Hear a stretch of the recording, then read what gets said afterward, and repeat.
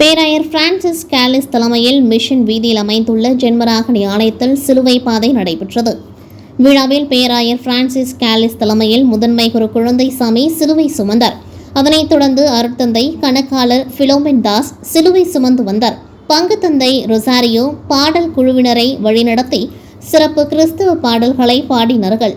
சிலுவை பாதை முடிவில் பேராலய வளாகத்தில் உயிர் ஓவியமாக 3 நபர்களை சிலுவையில் அறைந்தது போல் காட்சிப்படுத்தியிருந்தார்கள். அதில் இயேசு நாதராக நடித்த வாலிபர் மிக தத்ரூபமாக முள்முடி சுமந்து சிலுவையில் அறையப்பட்டு மாதா மற்றும் மக்கள் அனைவரும் இயேசுவின் கல்வாரி பயணத்தை நினைவு கூறும் வகையில் உணர்ச்சி பூர்வமாக கண்ணீர் மல்க புனித வெள்ளியை அனுசரித்தார்கள்.